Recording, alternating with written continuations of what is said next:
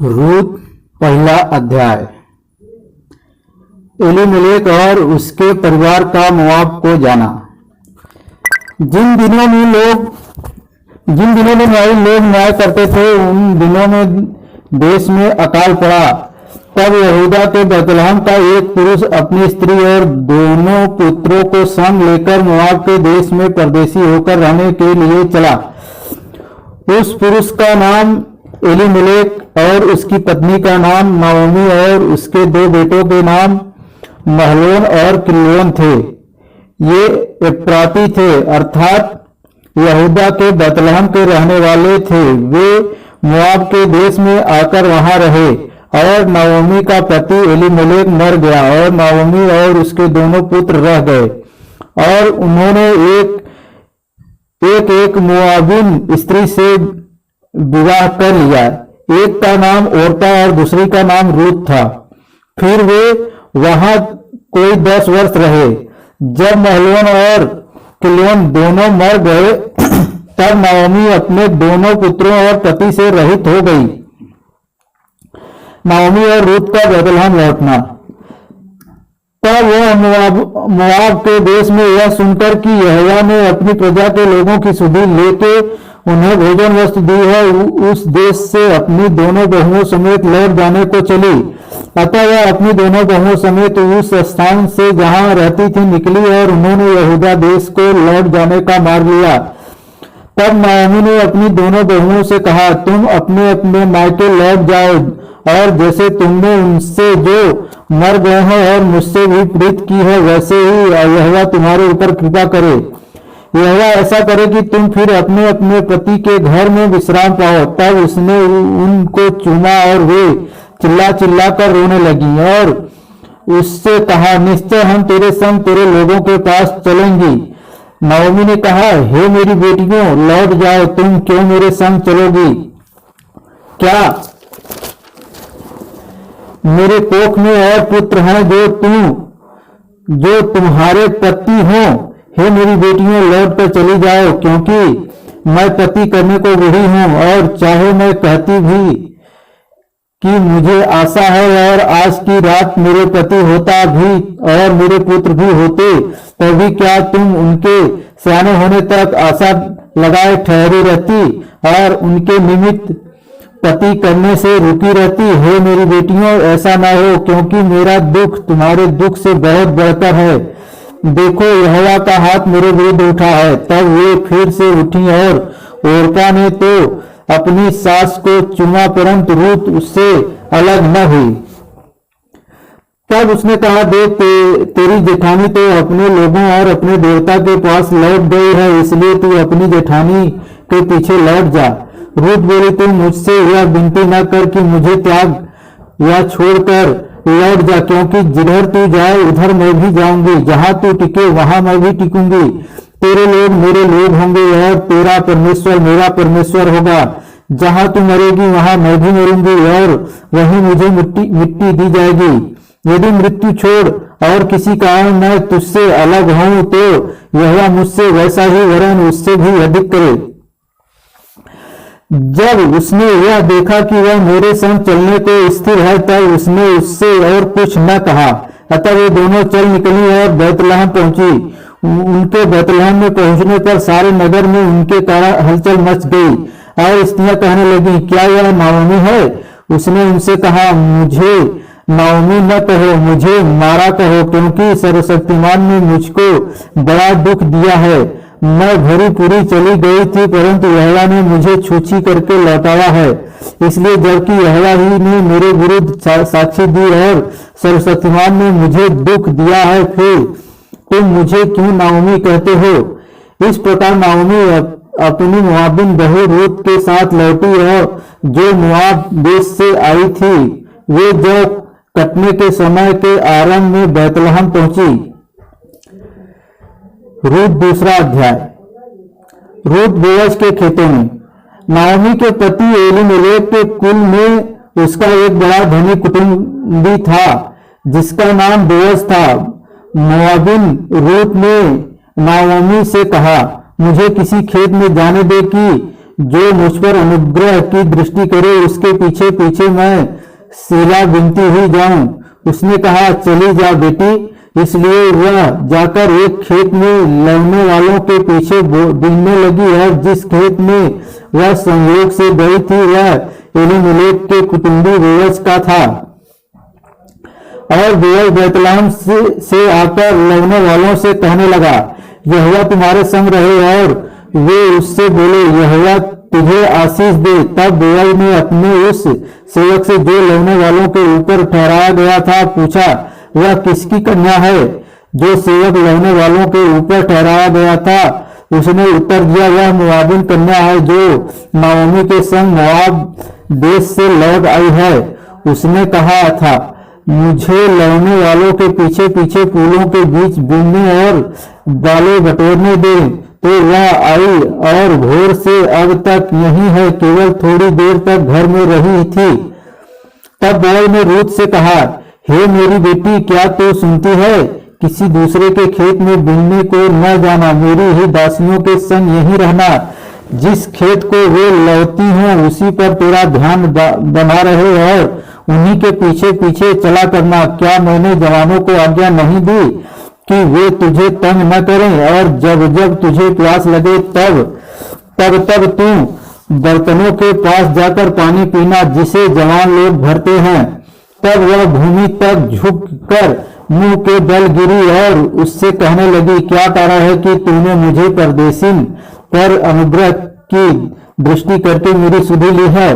Boaz ने उत्तर दिया, जो कुछ तूने पति की मृत्यु के बाद अपनी सास से किया है और तू किस प्रकार अपनी माता पिता और जन्मभूमि को छोड़कर ऐसे लोगों में आई है जिनको तू पहले न जानती थी, यह सब मुझे विस्तार के साथ बताया गया है। यहोवा तेरे कार्य का फल दे और इस्राएल का परमेश्वर यहोवा जिसके पंखों तले तू शरण लेने आई है तुझे पूरा बदला दे। उसने कहा, हे मेरे प्रभु, तेरे अनुग्रह की दृष्टि मुझ पर बनी रहे, क्योंकि यद्यपि मैं तेरी दासियों में से किसी को के भी बराबर नहीं हूं, तभी तूने अपनी दासी के मन में बैठने वाली बातें कहकर मुझे शांति दी है।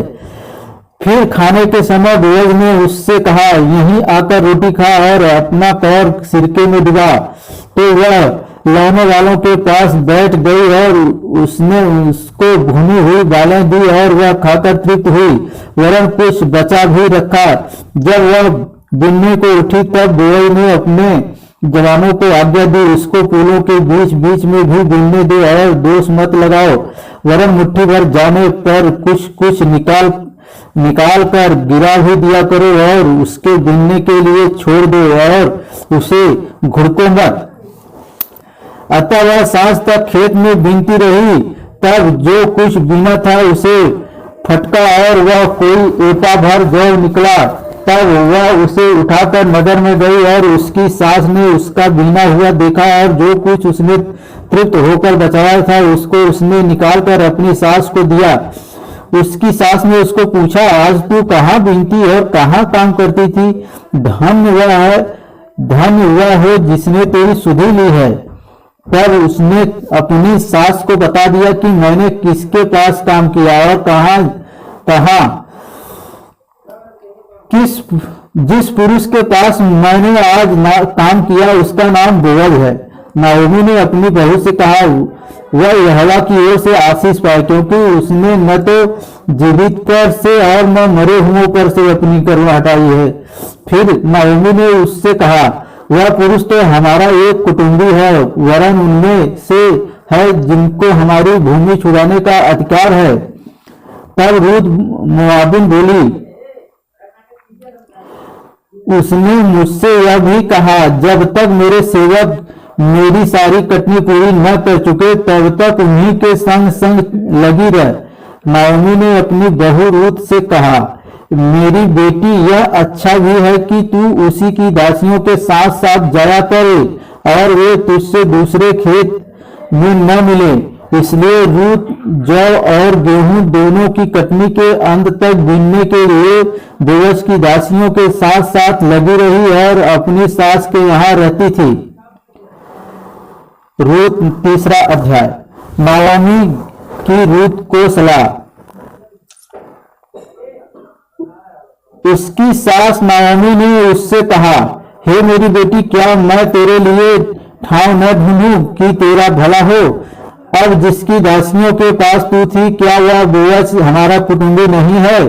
वह तो आज रात को खलिहान में जौ फटकेगा। तू स्नान कर, तेल लगा और अच्छे वस्त्र पहनकर खलिहान को जा, परंतु जब तक वह पुरुष खा पी न चुके तब तक अपने को उस पर प्रकट न करना, और जब वह लेट जाए तब तू उसके लेटने के स्थान को देख लेना, फिर भीतर जाकर उसके पांव उघाड़ के लेट जाना, तब वही तुझे बताएगा कि तुझे क्या करना चाहिए। उसने उससे कहा, जो कुछ तू कहती है वह सब मैं करूंगी।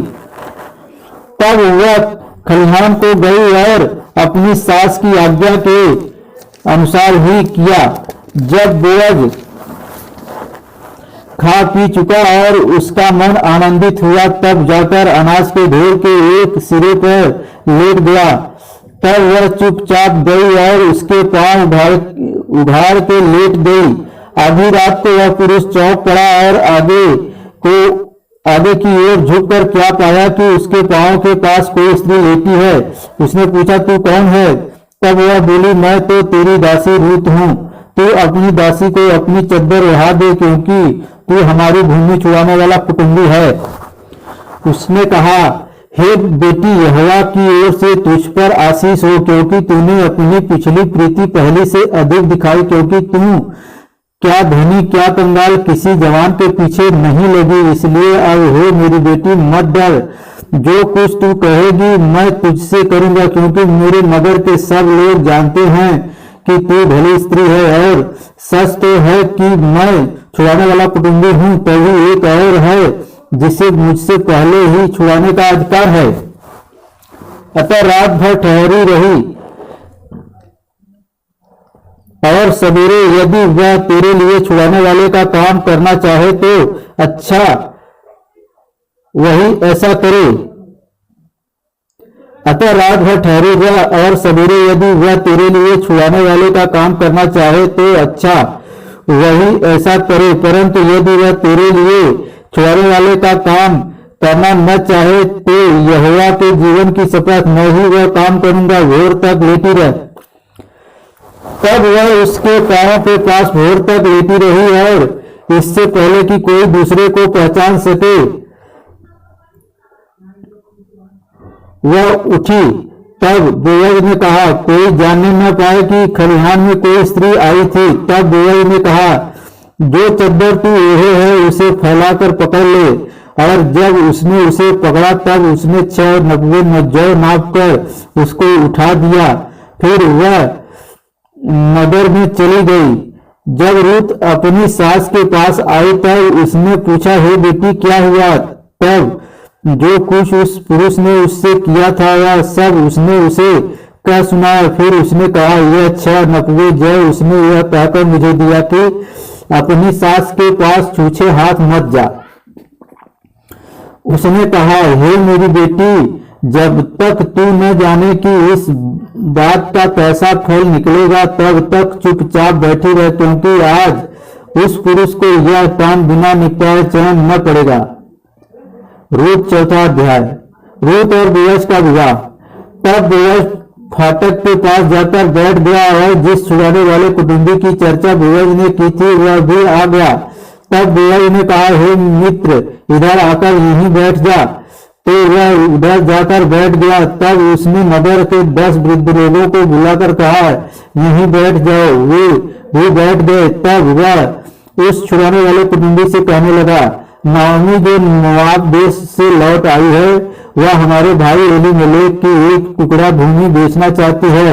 इसलिए मैंने सोचा कि यह बात तुझको जताकर कहूंगा कि तुम उसको इन बैठे हुओं के सामने और मेरे लोगों के इन वृद्ध लोगों के सामने मोल ले।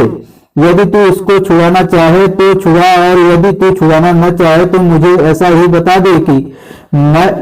दे कि मैं समझ लूं, क्योंकि तुझे उसके छुड़ाने का अधिकार और किसी को नहीं है, और तेरे बाद मैं हूं। उसने कहा, मैं उसे छुड़ाऊंगा। फिर बोअज ने कहा, जब तू उस भूमि को नाओमी के हाथ से मोल ले तब तुझे उसे रूत मोआबिन के हाथ से भी, जो मरे हुए की स्त्री है, इस विचार से मोल लेना पड़ेगा कि मरे हुए का नाम उसके भाग में स्थिर कर दे। उस छुड़ाने वाले कुटुंबी ने कहा, मैं उसको छुड़ा नहीं सकता, ऐसा ना हो कि मेरा निज भाग बिगड़ जाए, इसलिए मेरा छुड़ाने का अधिकार तू ले ले, क्योंकि मैं उसे छुड़ा नहीं सकता। पुराने समय में इस्राएल में छुड़ाने और बदलने के विषय में सब पक्का करने के लिए यह प्रथा थी कि मनुष्य अपनी जूती उतार के दूसरे को देता था। इसराइल में प्रमाणित करना इसी रीति से होता था। इसलिए उस छुड़ाने वाले कुटुंबी ने बोअज से यह कहकर तुम उसे मोल ले अपनी जूती उतारी। तब बोअज ने वृद्ध लोगों और सब लोगों से कहा, तुम आज इस बात के साक्षी हो कि जो कुछ एलीमेलेक का और जो कुछ कितलोन और महलोन का था, वह सब मैं नाओमी के हाथ से मोल लेता हूँ। फिर महलोन की स्त्री रूत मोआबिन को भी मैं अपनी पत्नी करने के लिए इस विचार से मोल लेता हूँ कि मरे हुए का नाम उसके निज भाग पर स्थिर करूं। कहीं ऐसा ना हो कि मरे हुए का नाम उसके भाइयों में से और उसके स्थान के फाटक से मिट जाए। तुम लोग आज साक्षी ठहरे हो।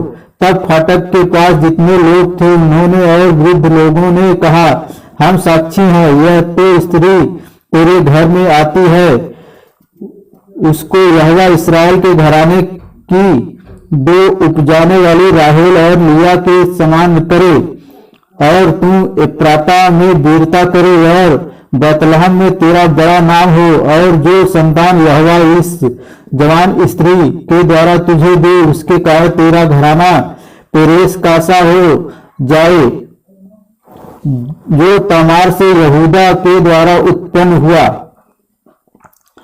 बोअज और उसके वंशज। तब बोअज ने रूत से विवाह कर लिया और वह उसकी पत्नी हो गई, और जब वह उसके पास गया तब यहोवा की दया से उसको गर्भ रहा और उसके एक बेटा उत्पन्न हुआ।